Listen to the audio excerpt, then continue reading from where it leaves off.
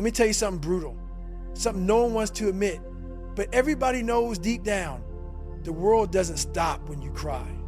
It doesn't pause to comfort you. It doesn't lower its volume or soften its edges just because you're hurting. No, sometimes it gets louder, colder, meaner. And I get it, you're tired, you're overwhelmed. You want someone to see your pain and say, that's enough. Let me carry that for you. But here's the reality. Most people won't carry it. They'll watch you carry it and judge how well you do. That's the world. And that's the bitter truth. We live in a world where tears aren't sacred anymore. They're content. You cry in public, someone's got a phone out, you break down at work, and suddenly it's a story whispered in meetings. You show pain, and instead of help, you get headlines or worse, jokes. Your emotions become entertainment. That's what's changed. Pain used to be something people protected. Now, it's something people post. And before you know it, your most vulnerable moment has a comment section, a view count, a meme. It's not fair, but it's real. So if you're gonna break, don't do it for the audience, because they're not watching to help, they're watching to laugh. Now ask yourself this, when they laugh, what will you do? Will you shatter like glass, or will you stand like stone?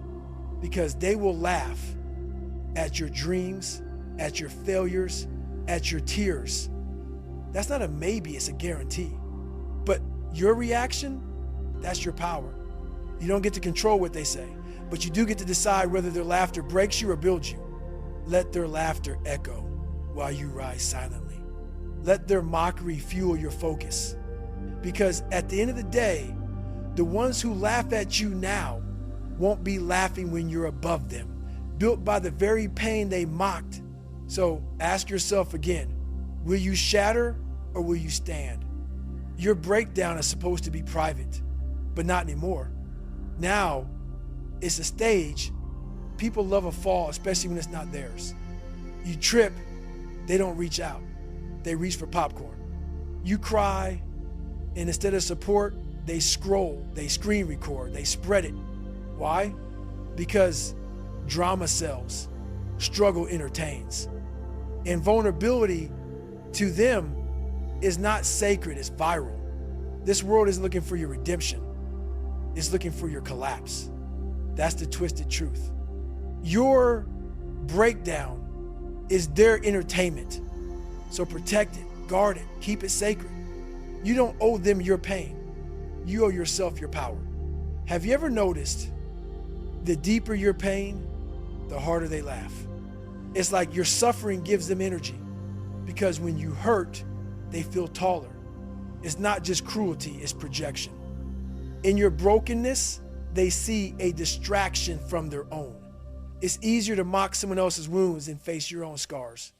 So they point, they laugh, they gossip, not because you're weak, but because they are. But here's the kicker. If you keep bleeding in public, they'll keep clapping. So stop giving them a show. They don't deserve front row seats to your healing. Let your pain become your privacy. And when you rise so strong they regret ever laughing. Ever wonder why the world shouts in sarcasm but whispers in support? Mockery is loud because it takes no courage, no connection, no cost. Empathy, though, that requires effort.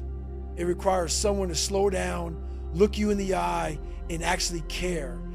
And that's rare. We've raised a culture that rewards reaction over reflection. The quicker you can joke, roast, or ridicule, the more likes you get. But kindness, that's quiet, that's not flashy, that doesn't trend. So the mocking voices are always louder, not because they're right, but because they echo in an empty room. Don't confuse volume with value. Loud doesn't mean true. Popular doesn't mean powerful. If empathy feels rare, it's not because you don't deserve it, it's because you're surrounded by noise. Find the quiet ones, the real ones, and more importantly, become one. Be the person who sees pain and doesn't laugh, but listens. There's a reason it's called a feed. Because social media feeds on your emotions, especially the negative ones. Anger, embarrassment, failure, tears. That's the currency. You post a win, maybe a few people cheer. You post a loss, they swarm. Your tears become retweets. Your pain becomes punchlines. Why? Because pain online is easier to digest when it's not yours. And once your moment becomes a meme, you're no longer a person, you're content. So stop handing over your heartbreak to strangers with usernames and empty hearts. You weren't built to be a punchline. You were built to rise in silence with strength. Let them scroll past your silence and wonder what you're building. Because when the day comes, and it will come, that you rise from everything they laughed at, they won't be laughing anymore. They'll be watching in silence. Let me be honest with you. Healing doesn't happen on stage. You can't mend a broken bone while dancing on it. You can't stitch a wound while stretching it open for applause. But that's what too many people are trying to do. They go online, spill their trauma, perform their pain, hoping for validation, for sympathy, for someone to tell them you're strong. And yes, sometimes people mean well, but most of the time, it's just noise. You don't need applause. You need stillness. Healing requires retreat. It requires space. It requires quiet. Think about a caterpillar. It doesn't transform in public. It disappears. It cocoons. And in the dark, without an audience, it changes. The moment you try to heal for other people, you rob yourself of the process. So stop performing. Stop posting every scar for attention. Not because your pain isn't real, but because it's too real to waste on people who don't understand it. You want to get stronger? Then go where no one claps for you. Because sympathy doesn't sharpen you. Silence does. Think about steel. It isn't molded in the comfort of a crowd. It's forged alone in fire, under pressure, in silence. You want to be unbreakable? Then stop running toward comfort and start embracing the uncomfortable. Look at people who've truly leveled up in life, those who came from nothing and built everything. They didn't do it with the crowd cheering.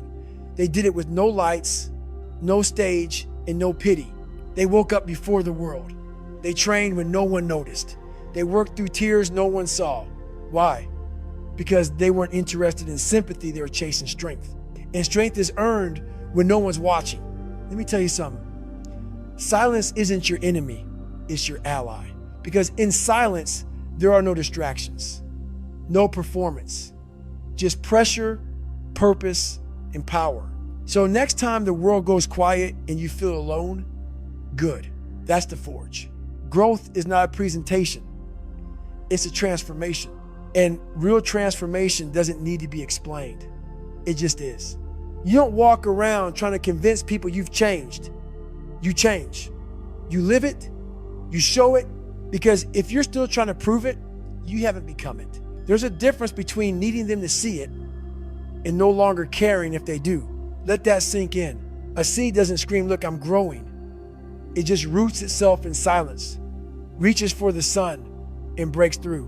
When Michael Jordan was cut from his high school basketball team, he didn't post about it.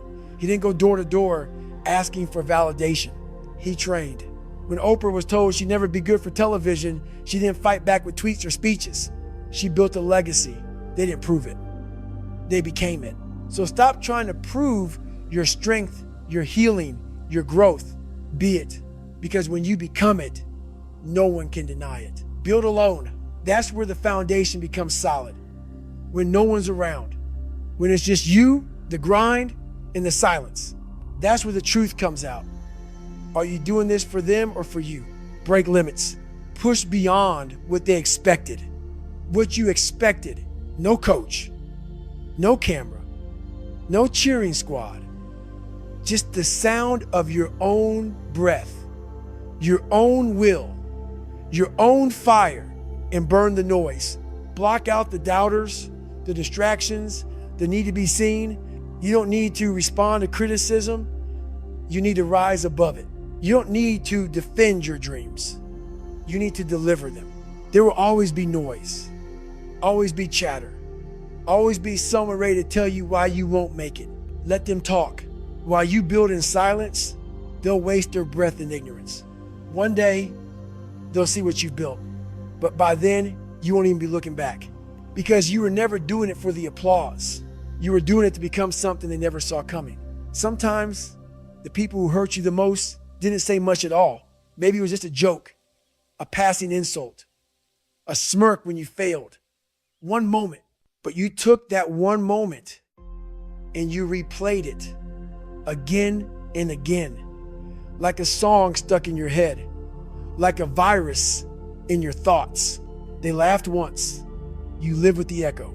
And that's what breaks you. Not their words, but your repetition of them. It's not the insult that scars you. It's the fact that you let it live rent-free in your mind. You wake up hearing it. You try something new and feel it. You talk yourself out of greatness because of something they forgot they even said. But you remember. You built a whole identity around their doubt. Let me ask you something. Why are you treating their opinion like law? They said it once, but you've been echoing it for years. The enemy isn't them anymore. It's the voice you've allowed to grow inside of you. Every time you repeat what they said, you're turning up the volume. Every time you let their words control your choices, you're handing them the mic.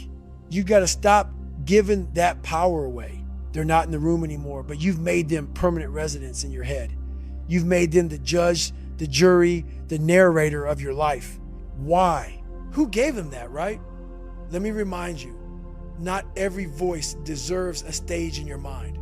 You have a choice to feed the voice that tears you down or feed the one that builds you up.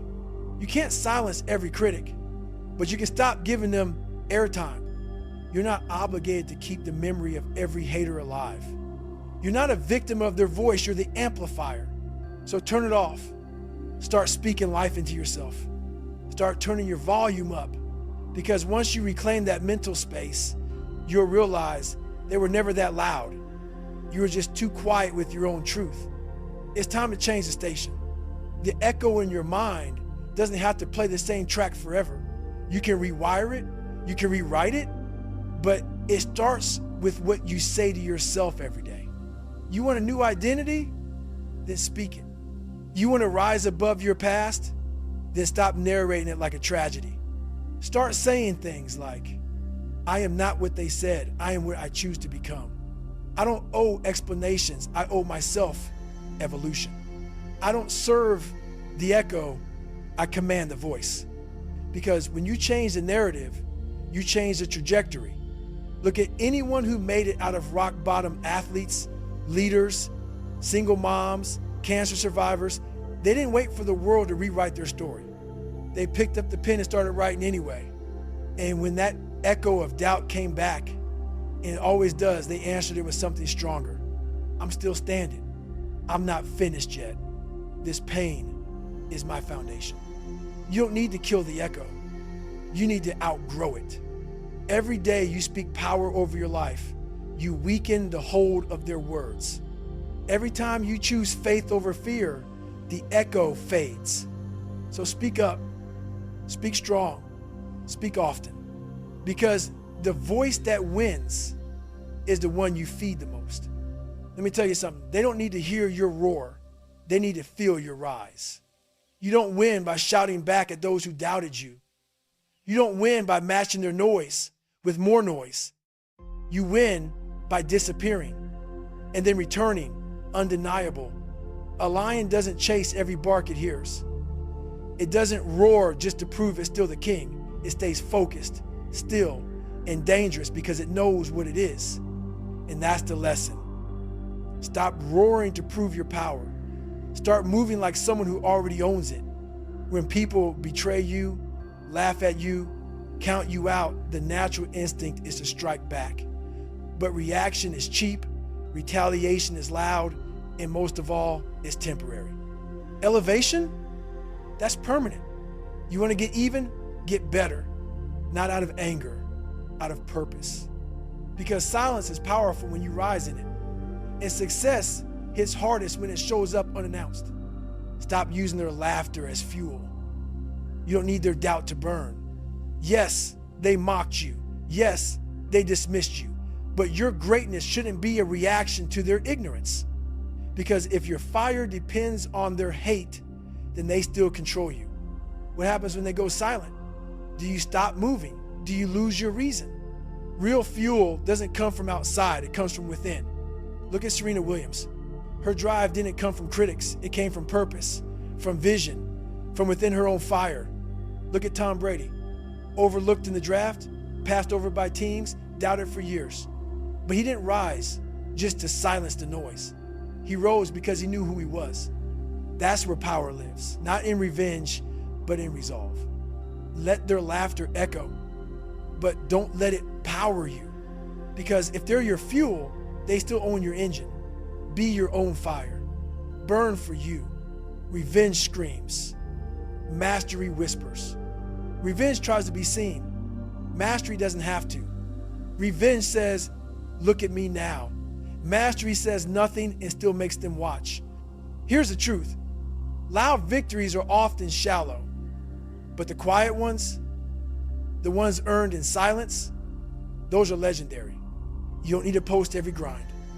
You don't need to tell them your comeback plan. Let your silence stretch. Let your absence build mystery. Let your focus intimidate. Because revenge is loud, but that kind of noise fades. Mastery though, mastery sticks. It stays in the room long after you've left it. When you master yourself, your time, your thoughts, your craft, they feel it. You don't have to announce it. You embody it. So stop chasing revenge. Start mastering your movement. The world doesn't need more noise. It needs more results. You want to make a statement? Then sharpen yourself so intensely, so relentlessly, that when they try to grab hold of your past, they slice their hands on your progress. Let your growth be a blade. Let your focus be steel. Let every move you make be too refined, too precise, too unstoppable for mockery to survive. You don't owe anyone a clapback. You owe yourself a comeback. And when they reach for the version of you they used to know, all they'll find is someone too sharp, too strong, too far gone to grasp. Because you didn't rise for revenge. You rose for revolution. And the best part, you didn't even raise your voice. You spent too long juggling their expectations, smiling through pain, dancing for their approval. But let me say this loud and clear. You are not a clown in their circus. You are not put here to entertain their egos, to shrink yourself for their comfort, or to keep performing so they feel better watching you fail. That's not your role. And every time you show up just to prove yourself, just to keep the peace, just to be liked, you hand them the remote control to your life. Enough. You're not a sideshow. You're the main act in a story they'll never understand unless they stop watching and start walking the path themselves. Step off their stage. Walk out of their circus. Let them wonder where you went while you build in the shadows. And when you come back, don't come back for applause. Come back unrecognizable. Say it with me. No more proving, no more pleasing, no more pretending. You don't need to convince anyone of your worth. You just need to own it. You don't need to please everyone in the room. That's not leadership, that's slavery in disguise. And pretending to be happy, to be confident, to be okay, that's exhausting. That's soul draining. And it's not sustainable. You weren't built to wear masks. You were built to make moves. Let them call you selfish for choosing peace over performance. Let them misunderstand your silence, your boundaries, your bold decisions. That's not your problem. You don't need to prove that you're strong. You just need to be strong. You don't need to please them. You need to protect you. And you don't need to pretend anymore. Because the version of you that's rising, that version doesn't ask for permission. It demands respect without saying a word. You spent enough time trying to earn love through effort. Now, earn it by existing in your truth. No more proving, no more pleasing, no more pretending. You're done performing. Now it's time to become. Real growth is quiet. It doesn't need witnesses. It doesn't need a crowd. The tree doesn't ask for permission to grow taller. It just reaches. The river doesn't seek applause for carving through stone. It just flows. Growth is about becoming stronger, not being seen. And some of your most powerful chapters, they'll be written in silence. No cameras, No claps, just you and the grind. Stop waiting for someone to notice before you start. Some of the most dangerous people in the world are the ones nobody saw coming. Because while everyone else was posting, they were practicing. While everyone else was performing, they were preparing.